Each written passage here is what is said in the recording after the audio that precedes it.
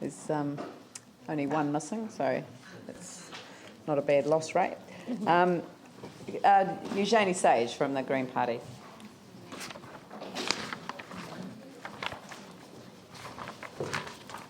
Tēnā koutou katoa. Good morning, councillors. Very pleased to be here and thank you for the opportunity. The major concern in my submission on behalf of the Green Party is that of asset sales, because we don't believe that that's in the long-term interests of the city and residents. And so I'd just like to make a few preliminary comments and then open it up to questions. And we think the council is being quite hasty in proposing to sell $750 million of its assets in year one of the plan, given the considerable uncertainty about the council's financial position and the fact that you don't know all of the information. And as you've said, Madam Mayor, it is an iterative process. One of the major reasons, of course, for the shortfall is the anchor projects and the $793 million that is the council's contribution to funding those anchor projects. The city is being lumbered with some of those projects without a strong public mandate, and I have been very surprised that there's been no formal request by the council to renegotiate the cost-sharing agreement and look at what the anchor projects are doing in terms of the council's budget. You mean a public request? Yes. Well, because of course we've requested. Well, at one of the consultation meetings, it was said that there'd been no formal request from the council to central government. I have written to central government about not only the cost-sharing agreement, but about the number of different issues that we need to resolve with central government. Of course I've done that. Okay. Well, in terms of I just don't put it on the front page of the newspaper. Right. So. There is a petition that was collected in a very short time frame. There are 483 signatures on that petition, which endorse that call for projects like the stadium to actually come out of the cost-sharing agreement. So we believe that the renegotiation of the cost-sharing agreement is absolutely critical to helping reduce that funding shortfall. And the stadium and the major commitment that the council is making to spending $253 million on that in years 8, 9 and 10 of the long-term plan is, of course, contributing to the shortfall. So if the cost-sharing agreement is renegotiated, that could come out, be put beyond the life of the plan, and that would also free up the government's contribution to be spent on the must-haves, like the repair of the horizontal infrastructure, rather than the nice-to-haves, like the stadium and the convention centre, which is escalating in cost. So there has been, I think, comments in the media by the CEO of Sarah recently about the delays there. There has not been a full business case which has been made public. I don't think it is responsible for the council to be committing public money to projects like the stadium or government money to things like the convention centre where there is no business case which looks at its usage and that provides an assurance that the project actually stacks up financially. Mr Ombler has said that there is further work being done on those business cases, but Sarah has no intention, in terms of what it said to Select Committee, of making those business cases public. Yet it is public money that is being directed towards these major projects. One of the other reasons for opposing asset sales is that the capital spending program, I don't think, is realistic.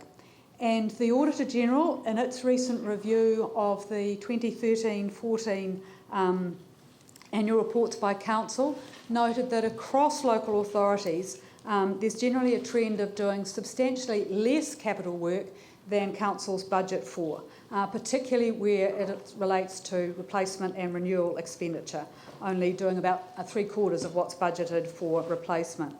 And in the documents that go with this long-term plan, the council itself admits that it doesn't know whether it's got the capacity to deliver on the capital program, and nor whether the construction industry has that capacity.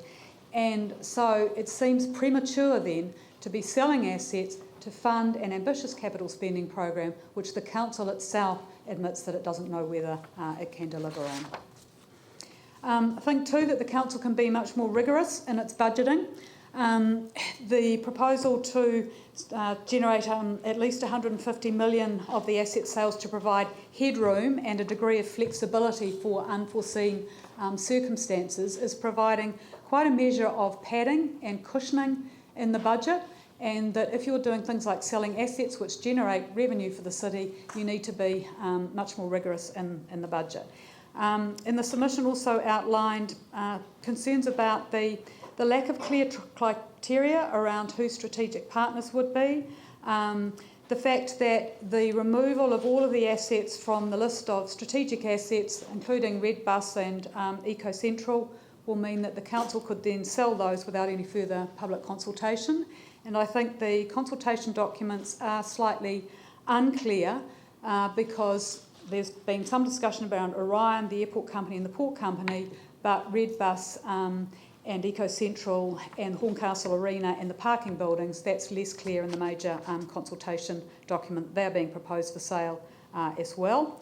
And really disappointed too that it's been the media that have highlighted that the council's proposing to do a fast-track process for land sales without community board and public consultation on that, and that potentially involves some quite significant land holdings, and we don't think that the council is always in the best position to know the value of those land holdings to the community unless it does community consultation. But now I'll stop and happy to answer any questions. Thank you.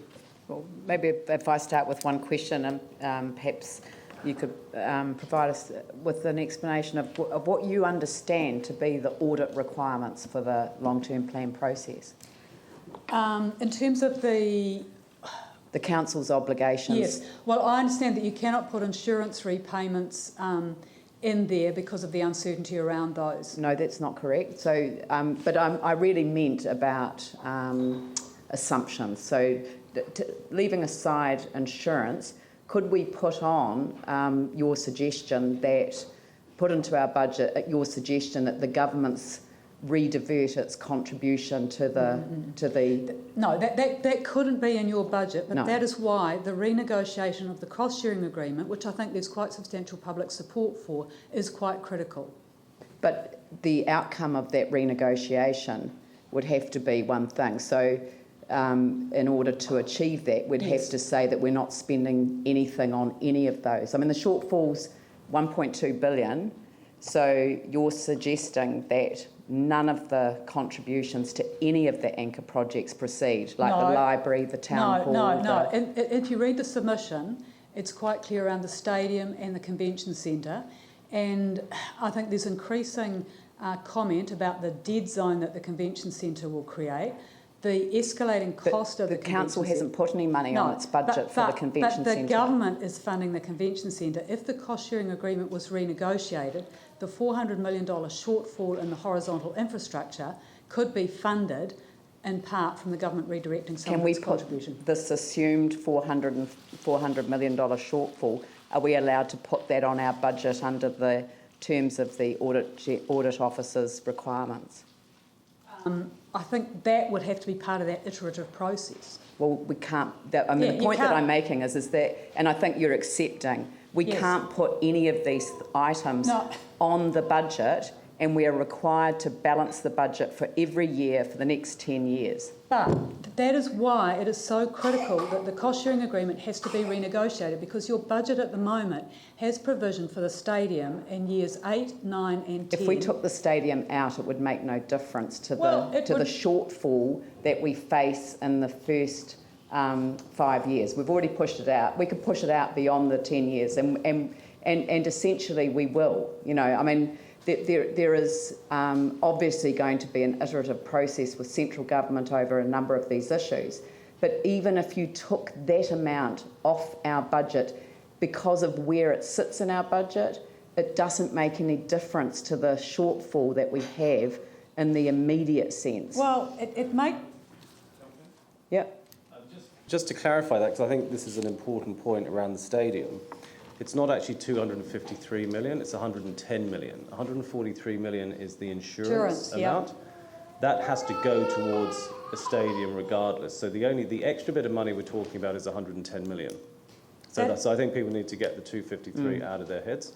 And I think also you mentioned something about the headroom. The headroom isn't something new. The headroom is a question of whether we keep some debt facility as opposed to using our equity. So we could borrow more and go to the limit of the 250% of net debt to revenue, we're choosing not to go to that limit in case we incur further No, costs going forward. I understand so that, you didn't explain it like that. You suggested it was a different thing altogether, but it's actually, rather than going to our limit now, we're saying actually we're going to leave ourselves some headroom in case there are further costs coming in the future. It's not a budget issue, it's a funding issue. Well, just going back to the stadium, that is still 110 million of expenditure that is in the budget, and that 110 million is a significant figure. Oh, absolutely. Yeah. But let's be clear about what the number is. It's not 253, it's 110. Yeah. But I think there are some other, there's a number of misconceptions around a number of the issues that we're confronted with. So are there any other questions? Eugenie? Did you want to? I keep hearing reference to the phrase, we need to renegotiate with government the cost share. I guess I'm just trying to understand whether that's really what you're asking for. At the time that the blueprint, the council did its own share and idea plan, the Minister of Earthquake Recovery said it's a pretty big wish list. It's now up to the people of Christchurch to debate the plan, prioritise its projects and decide how much they are prepared to fund them. But of course what we know is the government then went on to do its own blueprint, which raised the Central City anchor projects from 800 million to 2 billion without any public consultation. So are you really asking us to talk to our community about the Central City spending, particularly the 2 billion, around what the priorities are, rather than renegotiate with government? Well, my understanding is that the council's contribution is fixed in that cost-sharing agreement. That is it's a strong agreement, and therefore for any changes there has to be a renegotiation. But to me, you're saying, Madam Mayor, that there are misconceptions. There is a huge amount of public money being spent on these projects, and when there is strong public opposition to the stadium, in terms of the discussions I've had with people when signing petition and outside that, and also for the convention centre. And the government is spending all of that money on the convention centre in a public-private partnership that we still don't know the nature of. We don't know who's going to own it. We don't know what the operating costs are going to be. And so that is all contributing to where money gets spent on big projects and not being spent on the horizontal infrastructure review. Trying to ask is, this is the third annual plan process I've been through where the public have come and said to us, we don't agree with the stadium, we don't agree with the convention centre, we don't agree with how much you're spending on the Metro Sports. And the response has been, you can't move amendments to our budget because it's out of order, because the stadium's for the government to decide, because the cost share was done in secret. So in my view, what I'm trying to understand is, do you think the public should have a right to be able to make some meaningful submissions to the prioritisation of that big wish list that the Minister called it, around what the funding priority should be across that cost share anchor project? That is why I've made this submission, because I thought that this process is the only one where we've been able to actually comment on the anchor projects, because we haven't been provided that opportunity by Sarah. And so secretly renegotiating with government cost share doesn't seem to, wouldn't seem to me to deal with the issues you're raising in your submission. No, it wouldn't be a secret renegotiation. It's just that at the moment is how the blueprint is going to be delivered, but there hasn't been the opportunity for public input into that, except through processes like this one, which is an indirect way. Yes, I agree with you, but it's the only option we're being offered at the moment. Vicky. Thanks, Eugenie, for your submissions. It's very helpful. Just in terms of the not selling assets, when we've prepared for the budget, I've gone through, I think, about 7 different scenarios that I've had Deloitte's run, where the debt actually goes into the companies rather than we're having to sell companies. I can't get it to work because the debt level goes too high. If you had to sell any asset, including the ones that are not listed, like Enable, what are the ones that you would be prepared, if you had to, say, I appreciate that you don't want to, but if you had to, which would be the one that you would actually look at first? Well, it wouldn't be Orion, because that is a major source of revenue for the council, and I think it's a natural monopoly, and because investment decisions in terms of its earthquake strengthening have paid off in terms of recovery after the quake. I find that really hard to answer, actually. No, yeah. We do too. That's what I was asking. Yeah. Phil. Thanks, Eugenie. I just want to ask you your comments about the Avon Otaukuri River project. Now, and where you refer to the concrete instead of the grassy riverbanks, I'm just wondering, do you, and like, as you indicate, that's a CERA-led project, so we don't have much say in it, if any, but we're putting in a contribution. So, do you have some concerns environmentally around the change from grass to concrete? Yes, and again, that is $98 million of public money that's being spent on 2.8 kilometres of the central city, and there's been no public engagement with whether we actually want all of the riverbank opposite terrace to be turned into sort of a series of concrete terraces. So the government itself, I think, in one paper is suggesting pulling back about 20 million of the expenditure on the park. But again, to me, that is nice to have some of that park in the central city, not a need to have. And the needs to have are the repair of the horizontal infrastructure, and they should be the priorities for spending. Thank you. And I also just want to ask you about your comments in relation to the tidal barrier, because it's a pre-feasibility study, and we haven't actually seen the study yet. But clearly you're opposed to that part. But I just wonder about the concept of the tidal barrier from your experience in science, how you might see that in the future. I'm not a scientist, but one of the first projects I did when I came to Christchurch was on the on the Woolston Cut and the barrage, and how the engineers had not looked at the saline wedge going further upstream. I think engineering solutions like a tidal barrage are doing major changes to the way the estuary functions. It's a really important area for birds, and we're better to do soft solutions like providing a much bigger buffer area around the margins.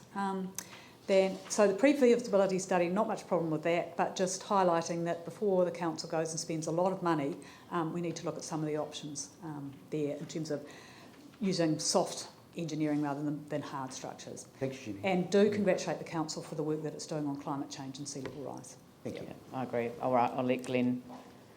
Thank you. Just back on the balanced budget requirements, just looking at the LGA, I'm not sure that it includes capital expenditure. Would that be in the budget, a balanced budget requirement? Would that be your interpretation as well? I think you better get some professional advice on that. Yeah, I think you do too, Glenn. So I thought we'd covered that off. Thank you very much, Eugenie. Thank you. Great to see you. And the